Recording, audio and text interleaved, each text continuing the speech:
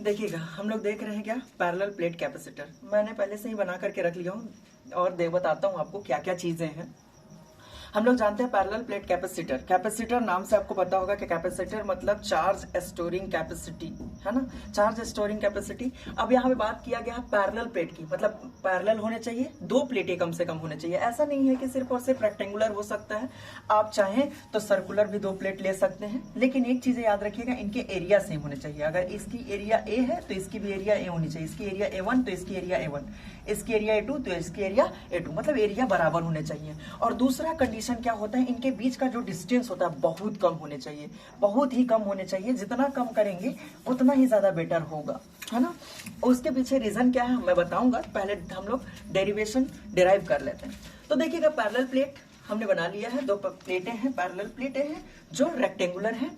इनमें क्या किया गया है, इसमें से हमने एक बैटरी को जोड़ दिया गया, दोनों प्लेट को हमने बैटरी से जोड़ दिया गया, स्विच को हम लोग कनेक्ट कर लिए हैं। इसमें क्या होगा, एक एक इलेक्ट्रॉन, हम लोग जानते हैं कैपेसिटर के पास क्या होता है, फ्री इलेक्ट्रॉन्स होते हैं। इलेक्ट्रॉन्स यहाँ से क्या होंगे, निकलेंगे और इस प्लेट पे जाके चिपकेंगे, मतलब पॉजिटिव से इलेक्ट्रॉन निकलेंगे और नेगेटिव पे जाके चिपकेंगे। या फिर हम कह सकते हैं कि यहाँ से इलेक्ट्रॉन निकले, यहाँ पे चिपके तो नेगेटिविटी यहाँ पे बढ़ जाएगी, तो नेगेटिव चार्ज यहाँ हो जाएगा और यहाँ पे क्या हो जाएगा, पॉजिटिव चार्ज हो जाएगा। मतलब प्लस चार्ज डेवलप यहाँ पे हो जाएगा, माइनस चार्ज डेवलप यहाँ पे हो जाएगा। तो हम लोग देखेंगे कि अगर इस प्लेट की वजह से, अगर हम लोग यहाँ से किसी भी पॉइंट से अगर हम लोग देखें तो एक पॉइंट पे इस कैपेसिटर के प्लेट पे देखा जाए तो ये इनफाइनाइट सीट जैसा बिहेव करेगा। तो इनफाइनाइट सीट जैसा बिहेव करेगा, तो हम लोग जानते हैं किसी भी पॉइंट से इनफाइनाइट सीट की वजह से इलेक्ट्रिक फील्ड इंटेंसिटी कितना होता है, तो E1 is equal to sigma by 2 epsilon not होता है। इसके बाद अगर हम लोग इस सीट की वजह से इस पॉइंट से देखें तब क्या हो जाएगा, तो इसका एरिया सेम है, तो हम लोग E2 इज इक्वल टू निकाल लेते हैं क्या, sigma by 2 epsilon not. A sigma क्या है, तो सिग्मा हम लोग जानते हैं कि सिग्मा होता है हमारा सरफेस चार्ज डिस्ट्रीब्यूशन, है ना, उसकी भी बातें हम लोग करेंगे। सिग्मा सरफेस चार्ज डिस्ट्रीब्यूशन होता है। हम लोग दोनों प्लेट की वजह से इस पॉइंट पे नेट इलेक्ट्रिक फील्ड फाइंड कर लेते हैं। तो नेट इलेक्ट्रिक फील्ड क्या हो जाएगा, E is equal to E1 plus E2, दोनों को लिख लिया, इनकी वैल्यू को हमने लिख लिया और जोड़ दिया। इन दोनों का डिनोमिनेटर सेम था, लिख लिए, ऊपर से सिग्मा प्लस सिग्मा, 2 सिग्मा, 2 से 2 कट जाएगा, क्या बचेगा, सिग्मा बाई एप्सिलॉन नॉट। ये हमारा इक्वेशन 1 हो जाएगा। हम लोग जानते हैं, ये देखिए अभी तुरंत बताया था कि जो सिग्मा होता है वो सरफेस चार्ज डेंसिटी होता है, और सरफेस चार्ज डेंसिटी का फॉर्मूला क्या होता है, sigma is equal to Q upon A. तो क्यू बाई ए हमने लिख लिया। इसकी क्यू के जगह पे इस सिग्मा के जगह पे हम लोग वैल्यू रख लेते हैं, तो क्या हो जाएगा, Q by A into epsilon not. ये हमारा इक्वेशन हो जाएगा 2।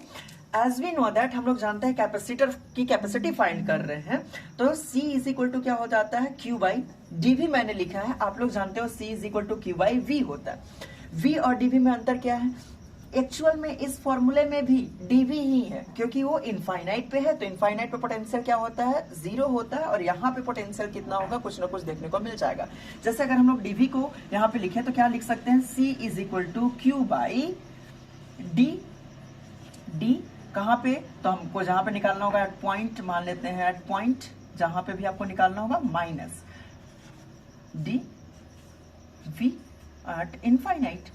अब देखिए इसको 0 हो जाता तो क्या बचेगा, यही तो बचेगा। इसीलिए हम लोग क्या लिखते हैं फॉर्मूले में, C is equal to Q by V लिखते हैं। हम इसको नहीं लिखते direct C is equal to Q by V, या फिर V की जगह पे dV हम लोग इंक्लूड कर लेते हैं। अब हम लोग ये भी जानते हैं dV के पास हमारे पास एक फॉर्मूला है, dV is equal to E into D होता है। ये कहां से आया, हम लोग जानते हैं potential gradient. Potential gradient E is equal to क्या होता है, minus dV by dr। Cross multiply करेंगे तो dV इज इक्वल टू क्या हो जाएगा, E डॉट dr। dr मतलब डिस्टेंस, तो डिस्टेंस हमारे पास क्या है, प्लेट के बीच का डिस्टेंस है d, इसीलिए dV इज इक्वल टू कितना हो गया, E डॉट d। चलिए फॉर्मूले में रख लेते हैं, C इज इक्वल टू क्या हो जाएगा, Q इंटू dV के जगह पे E डॉट dr। अब dr के जगह पे हम लोग d कंसिडर कर लिए, देखिए dr के जगह पे हमने d कंसिडर किया था तो d लिख लिए, और यहां से Q, E के जगह पे हमारे पास वैल्यू कितना है, सिग्मा बाई एप्सिलॉन नॉट, तो सिग्मा बाई एप्सिलॉन नॉट हम लोग कहाँ पे कंसिडर किए हैं, एक मिनट, सिग्मा के जगह पे हमने फॉर्मूले में रख लिया था Q by A into epsilon not, Q by A into epsilon not. Q से Q मर गया, क्या बचा है, जो सबसे नीचे रहता है ऊपर जाता है, तो सिग्मा इंटू ए ऊपर हो जाएगा, डी आपके नीचे हो जाएगा। मतलब पैरेलल प्लेट कैपेसिटर के लिए ए आपके पास डेरिवेशन हो गया, C is equal to epsilon naught A by D. अब हम लोग एक बात और भी कर सकते हैं, मैंने आपको स्टार्टिंग में बताया था कि प्लेट की एरिया ज्यादा होनी चाहिए, तब उसके पास स्टोरिंग कैपेसिटी ज्यादा होगी, डिस्टेंस कम होना चाहिए, इसलिए यहाँ पे हमने देखा कि डी डिवाइड में है। डिवाइड करने का मतलब है डिनोमिनेटर जितना छोटा होगा उतना ज्यादा स्टोरिंग कैपेसिटी ज्यादा होगी, और अगर एरिया जितना ज्यादा हो गया उतना स्टोरिंग कैपेसिटी बढ़ जाएगी। मतलब एरिया ज्यादा होना चाहिए और डिस्टेंस दोनों प्लेटों के बीच में छोटा होना चाहिए। ये था पैरेलल प्लेट कैपेसिटर, जो आपके पॉइंट ऑफ एग्जाम के पॉइंट ऑफ व्यू से बहुत इंपॉर्टेंट है, तो इसको एक बार देख लीजिएगा। Thank you.